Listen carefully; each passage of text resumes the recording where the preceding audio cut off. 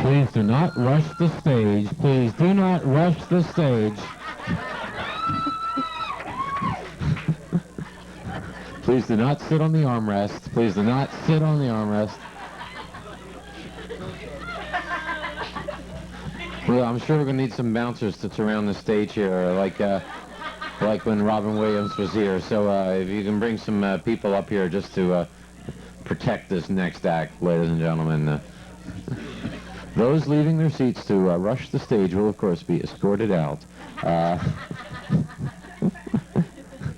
Those leaving their seats to leave will be complimented. Ladies and gentlemen, please welcome the foot doctor of comedy, Larry Leibowitz. Larry Leibowitz.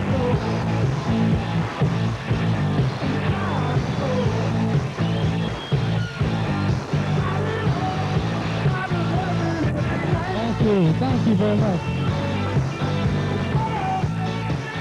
Thank you. You know, for a second there, I thought I was black. I thought he was Larry Leibowitz. I don't know. Well, are we having a good time? All right. Any of my friends here tonight? How'd you get past the guards? I don't know. Well, it's nice to be here at the Comedy Factory Outlet in Philadelphia. I went to a Burger King in Philadelphia once. I wanted to try out the new Whopper. And I found out you don't eat at this Burger King that I went to. I mean, it's a hangout. The hoods that go there, these guys are bringing in coupons that say start one fight, get into another fight free. Unbelievable. And what's the slogan at Burger King? What is it? Have it your way, right? Is that the slogan? So they go in there to order their fight. Let's see all the extra knives on that. You want to hold the chains? Give me a few pack of bullets there with that. And a straw if you have that too. And you don't know what you're drinking at Burger King anymore. The Coke is changing. And this change in Coke, it's affecting everybody. I picked up a girl at this Burger King, and I brought her back to my apartment, and she asked me if I wanted the new sex or the classic sex. Well, we each had the best of both worlds. Yeah, she gave me classic sex, and I gave her the bigger and better Whopper. But you know, in that same bad neighborhood is my supermarket where I do most of my shopping. It's a really bad neighborhood. You've heard of Shop and Bag? The name of my supermarket is Shop and Lift, okay? I mean, and, you know, every time I go shopping, I always get this stupid shopping cart, you know, with the wheels all cockeyed and you can't steer the thing, you know? And I'm crashing into all the aisles, crashing into all the food, and I was able to discover some new food items. I said to the manager, since when do you sell pre-scrambled eggs? He says, ever since you started shopping in my store. I don't know.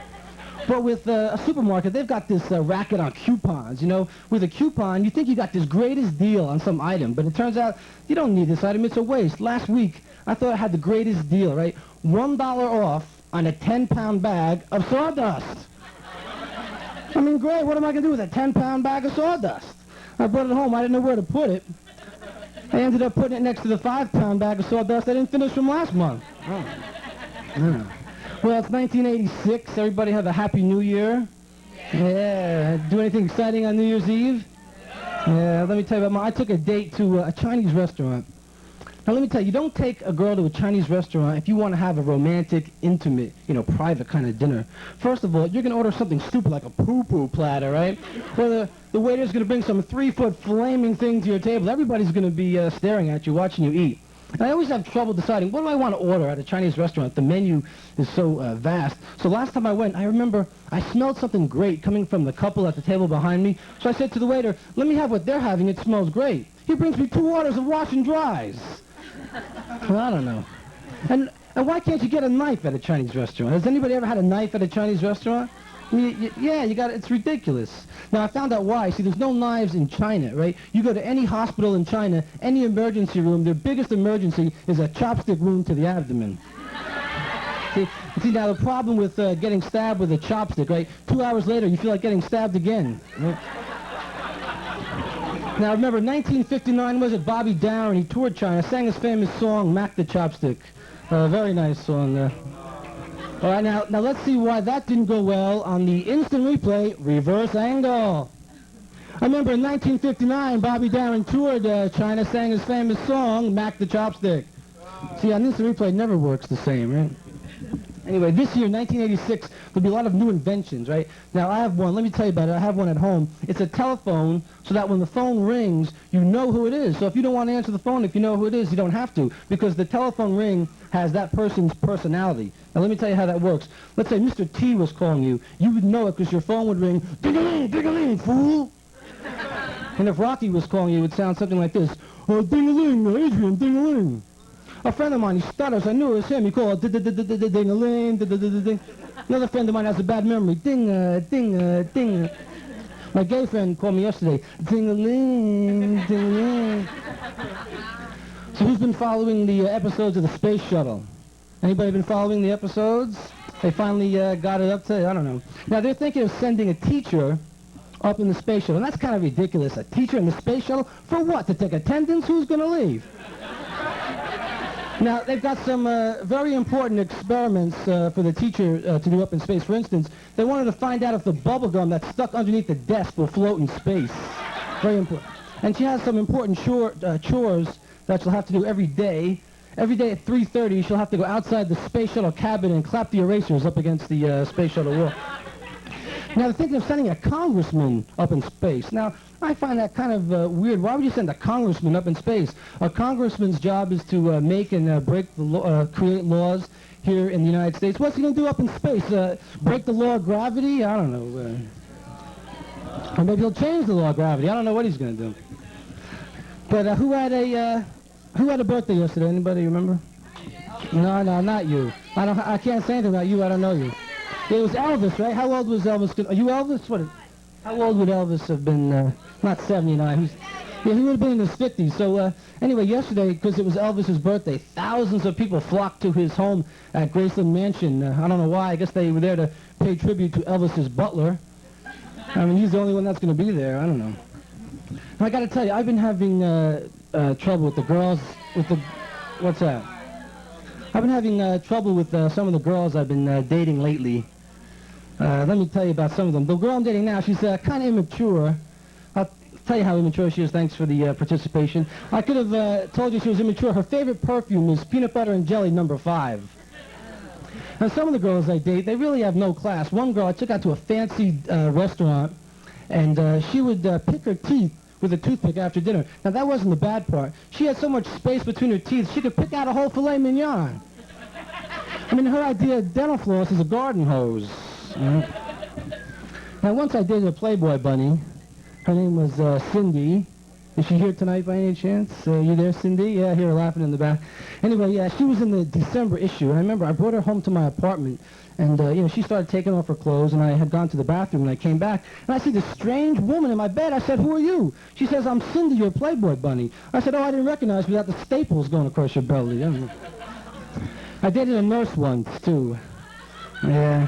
Kind of, no, it wasn't Mary Sue. Close, though. Kind of a painful relationship. See, she had this thing about rectal thermometers. I can never forget her name. It was Susie Celsius. But I heard she's getting married now. I guess she'll have to change her name. I don't know, Susie Fahrenheit. That's probably what it's going to be. I don't know. And, my sex life has been awful lately, really. I mean, the last person to get into my underpants was Inspector 12. It's unbelievable.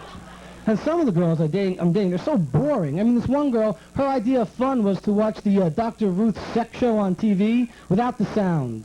You know what that's like, watching a short Jewish munchkin with a footstool? It's unbelievable. Did you hear Dr. Ruth has a new book out? Anybody get that book? It came out this week. But it had to be recalled. Did you hear that? It turns out there was a mistake in the book. And because of that mistake, thousands of unexpected pregnancies were reported this week. Now, it turns out it has nothing to do with the content of the book.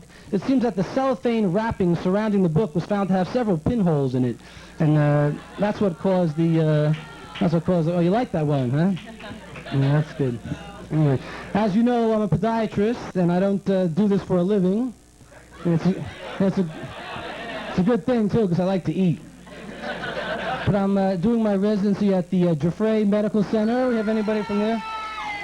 People come up to me and they say, you doctors, you have an easy life. You never do any manual labor. And I tell them that's ridiculous. I work in a city hospital. Just yesterday I did surgery on Manuel Hernandez, Manuel Lopez, Manuel Rodriguez. But you know what amazes me about doctors on soap operas?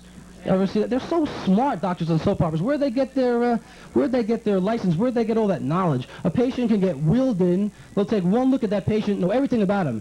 You've got pancreatitis, your bowels inflamed, your temperature is 102.3, and your sister is having an affair with the postman.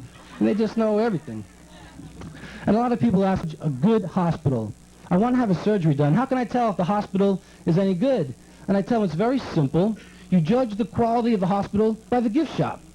I mean, you walk into any gift shop, you see a few nice gifts, a few nice birthday cards, and a few nice get-well cards. You see a whole wall of sympathy cards, you get the hell out of that hospital, I'll tell you right now. Well, I got to get the hell out of here. You've been a wonderful audience. Thank you very much. My name's Larry Leibowitz. Have a good night. Enjoy the rest of the show.